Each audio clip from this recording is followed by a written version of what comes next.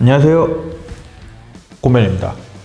여러분, 얼마 전에 우리나라에서 큰 산불 사건이 났던 거 알고 계신가요? 그것 때문에 큰 피해를 입으신 분들도 많고 살림도 많이 훼손되고 난리였었는데요. 이렇게 막대한 피해를 입힌 사건, 바로 울진 산불 사건입니다. 3월 4일에 처음 발생했던 이 산불은 213시간 만에 겨우 꺼졌다고 하고 서울 면적의 3분의 1 이상이 타버렸다고 할 정도로 아주 큰 산불 사건이었던 거죠.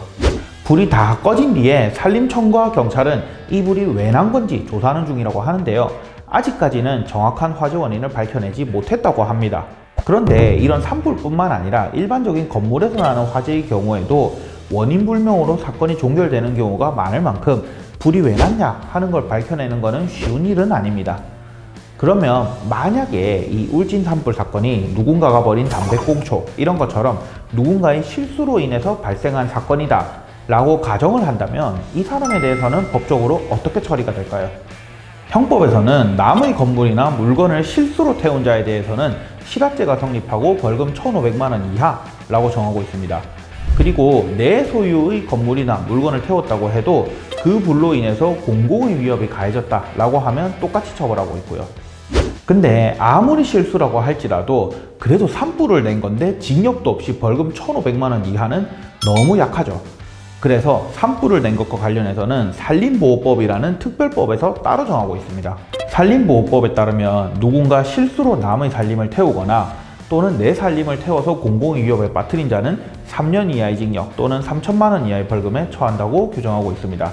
그러니까 만약에 누군가 실수로 울진 산불을 냈다면 이 처벌을 받게 되겠죠.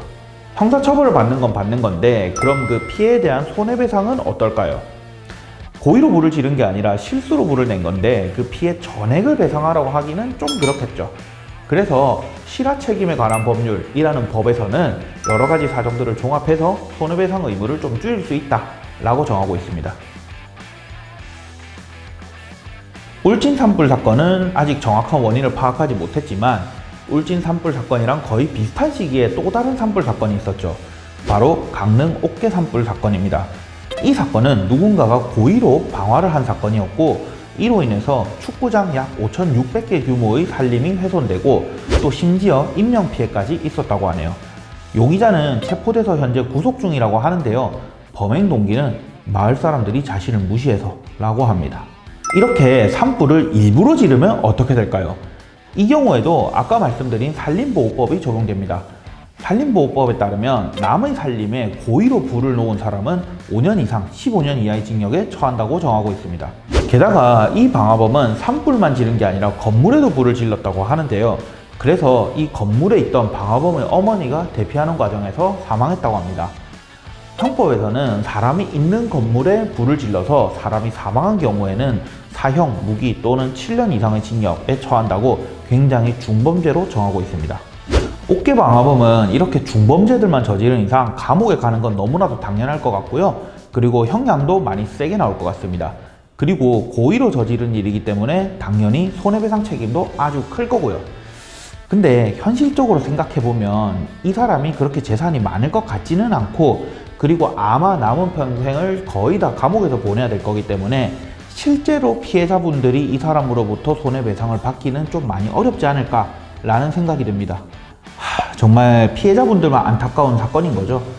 그 방화범이 어떻게 살아왔는지 제가 알 수는 없지만 그런 행위가 과연 자신의 어머니를 불태워서 사망시킬 만큼의 가치가 있었는지 저는 그거는 의문이네요.